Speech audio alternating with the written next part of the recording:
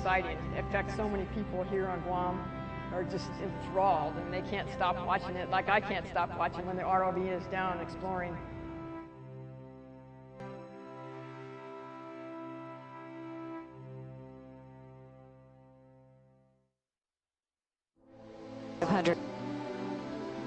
What is that red?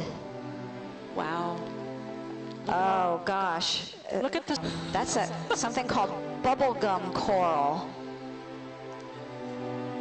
Looks like it's got a brittle star clutched for dear life around the center of it. Yeah, it's fascinating to me that the brittle stars that like to live on these critters, they, you know, really tightly curl around them.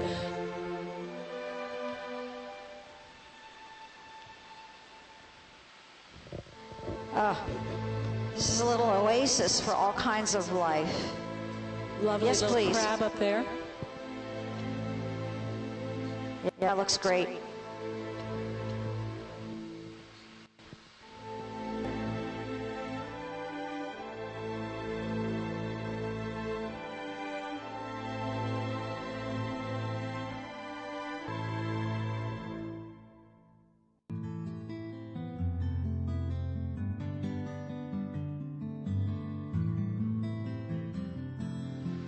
And this red man. Oh, this is a gorgeous guy. Scientific name is Chaunex. Chaunex. Actual little legs that they walk along the seafloor on. They're modified for walking. They are. These fins are made for walking. Isn't he cute? Well, I don't know about cute.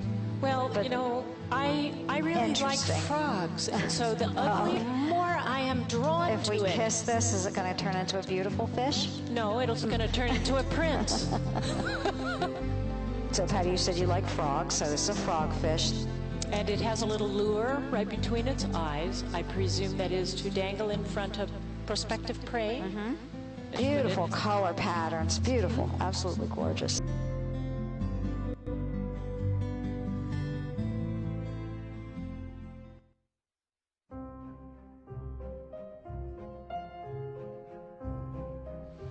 Okay, we're looking at 2 crabs right now. Oh my gosh, so there's this. Oh my gosh. Oh my gosh. Well, look at that. Oh, keep the camera on that. I'm sorry. Forget the rocks. What are they doing? Oh my God. Well, they're speaking to one another. No, they're not speaking. They're yes, they are. Oh, who's going to win? The one with a bigger claw. It's the tonnage rule. And this poor little... The one that technically just won that fight is probably from the genus, by the pictures, is a male because it's got really strong chile, which are the claws. Big claws, I guess. They're much more sort of thick and robust compared to what the female's claws look like. Beautiful crab who was a winner and champion for today.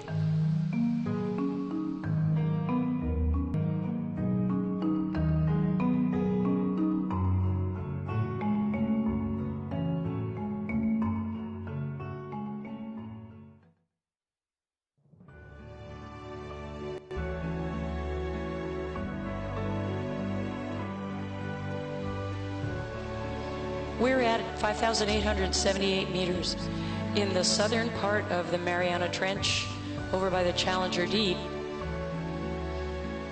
Folks at home, what this suggests here is that there is diffuse flow through maybe thousands of cracks in the mantle rock right beneath this area, and fluid is seeping up from the downgoing plate, interacting with seawater and creating carbonate encrustation over the entire surface of the seafloor.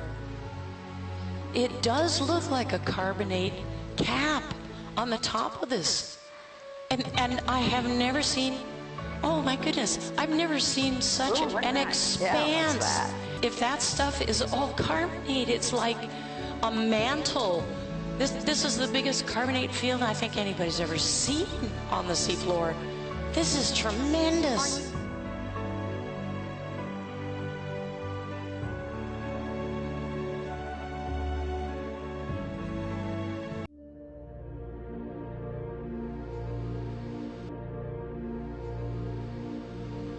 we've got a mystery here.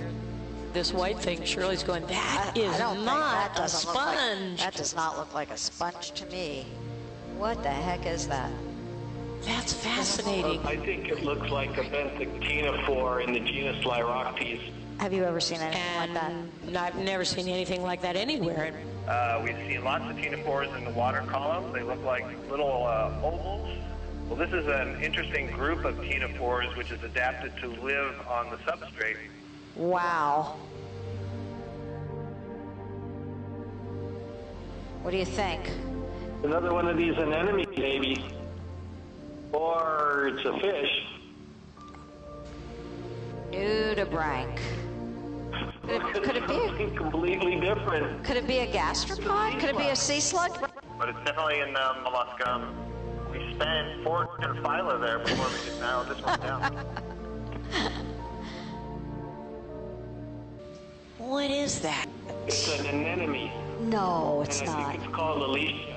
Real? Fantastic. An anemone? Now, I haven't seen one of these and probably seen them like once or twice.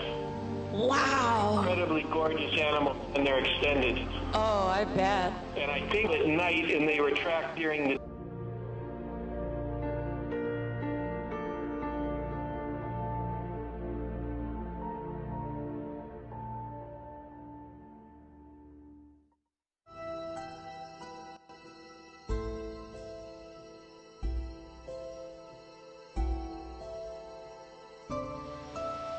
Well, we might have an eel sticking out behind that rock. Good eye. It's a beauty.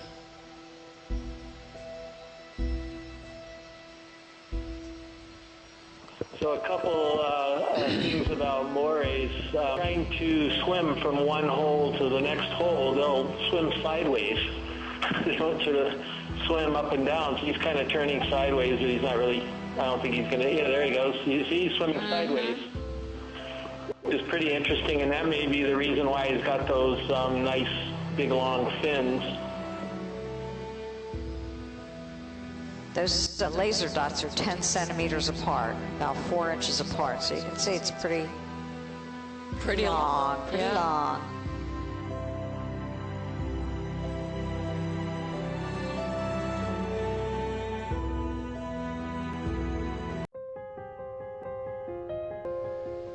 In the crater of a volcano that the people who proposed this dive thought, well, they said there's no known historic eruptions of this thing, but we've been finding hydrothermal activity. Oh yeah, there's one right there. Yeah, they're all over the place. Wow.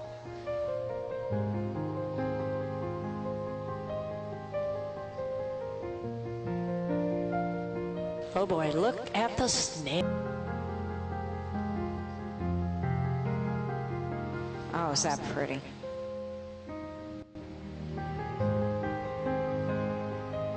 There are shrimp. A couple, I see their little feelers. The little reddish thing. Polychaetes? You know, I was Tara's wondering. saying polynoid polychaetes. Yeah. Holy cow. Look.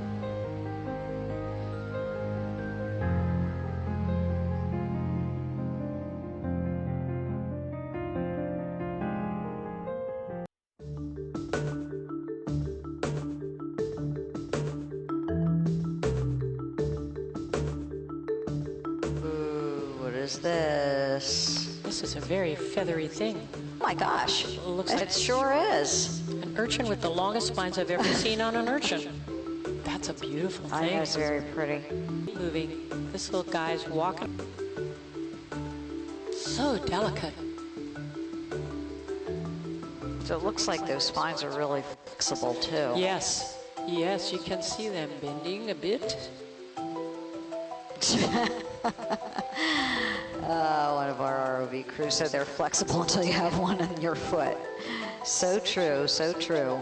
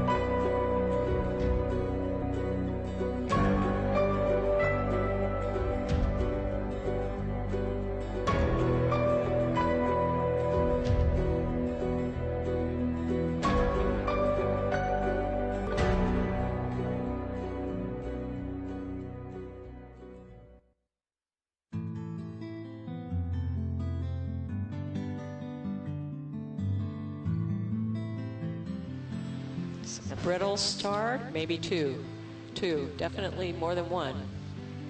This is very similar to the earlier ones we've seen, these pink-colored brittle stars. With the spines. Oh, these are beautiful. Look how thin the ends of these arms are. As it lifts it up, drapes it over the rock surface.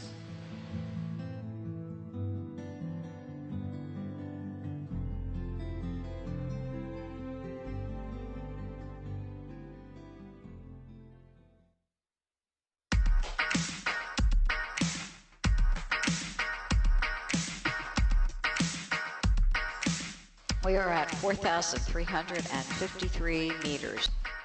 Beautifully polykeep. Is it kind of see-through? Yeah, it is kind of see-through. Oh, look at the way their legs move. Seems like it's in slow-mo. In the deep sea, though, don't move too fast. It's a way to conserve energy. Yeah, beautiful.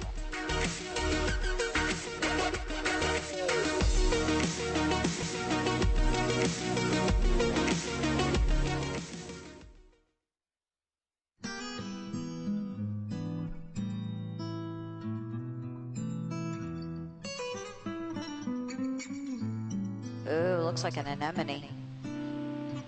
Let us go look at that.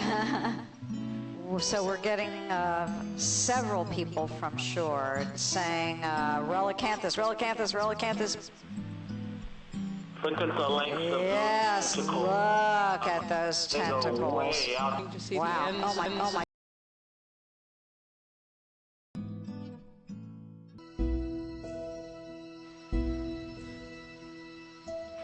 That is the craziest looking thing.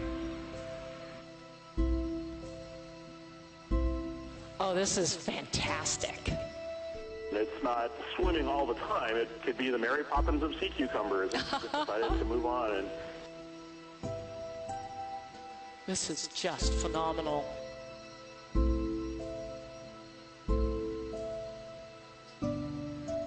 Yeah, this is a weird one. This is very cool.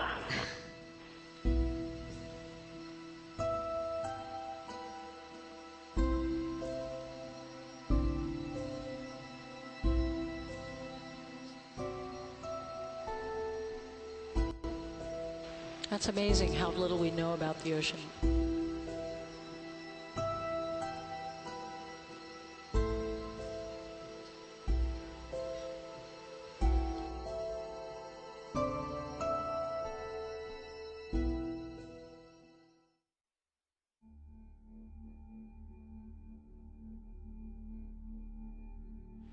Happy honored, and I am sure that this is the first time a fish in this family has ever been seen alive. This is really an unusual sighting.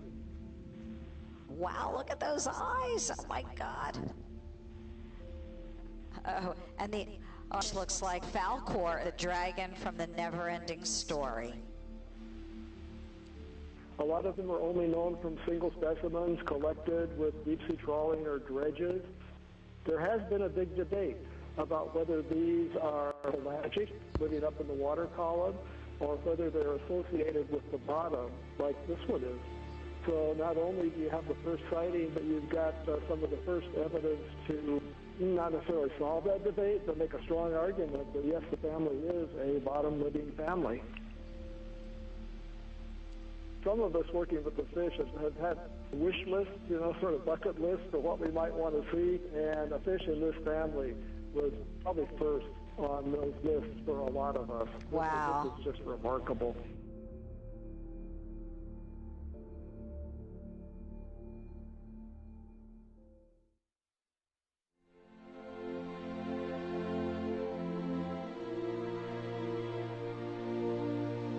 Oh, look. This Oh thing is so my calm gosh, here. look at this. Oh my gosh, Metallogorgia garden. Oh wow, isn't that pretty?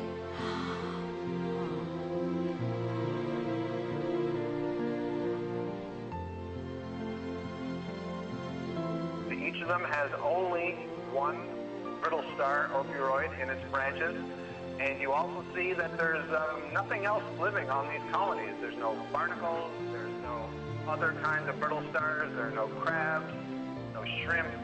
That single brittle star that's living there with its very long arms wrapped all around the branches may be getting rid of larvae and other animals that settle on the colony.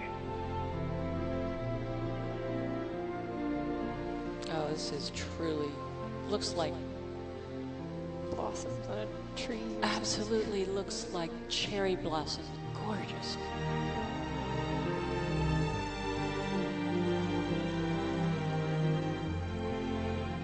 Beautiful.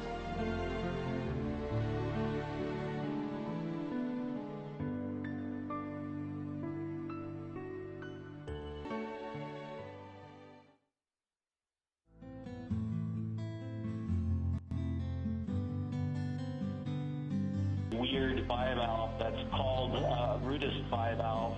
Okay. We would just strike it rich if we saw some rudist clams. Interesting structure. These certainly are different from what we... Chris, I think you called it. Oh, wow. That Okay. looks definitely fossiliferous. Oh boy, you are so right. Look at the ribbing on this. That's definitely a bivalve shell. Yeah, you can see It's definitely... the actual all you fossil hunters at home, I hope you're enjoying... pictures of rudists I've seen, but I was agreeing with you, Patty. Yeah. You know, because they're different forms, and you can have these sort of spiral forms too.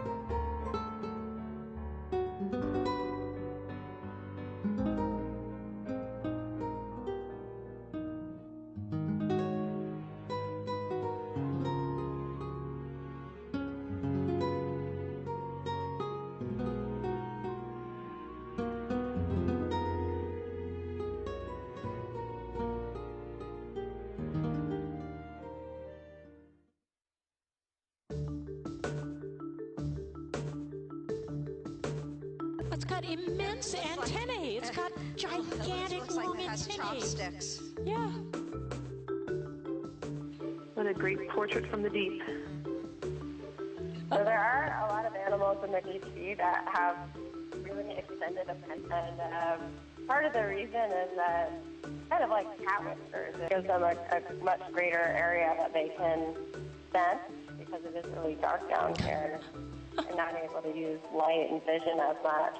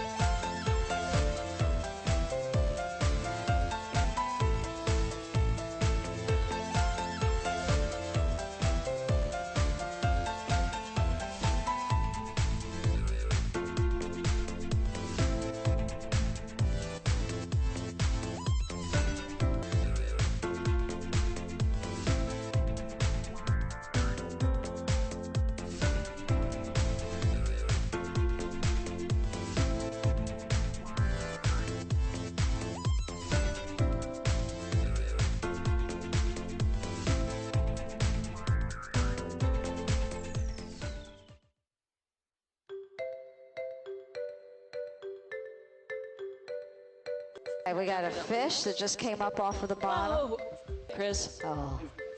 It's like, wait, who the heck is this coming to? Okay, he's going in for He's taking a rest. So this is a new guy. We've not seen this on any of our cruises anywhere. Diva is saying is an undescribed species, Pachycara. And Diva is saying we thought it was a Pachycara, new species, 100%. Oh, wow. Cara are scavengers. They're often found around hydrothermal vents, but they're also found in other habitats as well. Move over, Aphionida. This one's going to hit the fish cyberspace.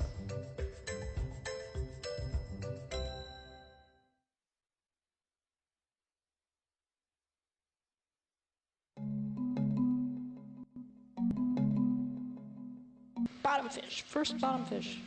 Of all the bottom fish that we were hoping to see, this was the primo one. Oh, Bottom fish is a fish that's caught with bottom fishing gear. And the types of species that are in the bottom fish fishery can vary, but they're all deep water snappers and deep water groupers. And they are all commercially valued. That's why people are trying to catch them. Okay, now there's one right behind me in Sirius. He's coming around front. Here he goes. There he is. Oh, Another there. grouper. That was a grouper. Might feed. Oh, here comes the grouper. This data is going to provide better and more precise essential fish habitat designations for the Marianas. This is a federal requirement of all managed fisheries that they come up with some type of description of the habitat. And usually that's a depth range. But also within that depth range, there are places that are habitat areas of particular concern. Radiosus sounds like a charm from Harry Potter. The Okeanos data will likely be used to review, designate a habitat area of particular concern, which don't exist in the Marianas because they've never had any data to create one. Each region defines habitat areas of particular concern differently. So, for example, there's the discovery of nursery ground for these fish somewhere, where nursery grounds are considered to be very, very important. There might be a discovery of a spawning ground, or maybe there's an area where there's species is represented in very high abundance and it's very unique.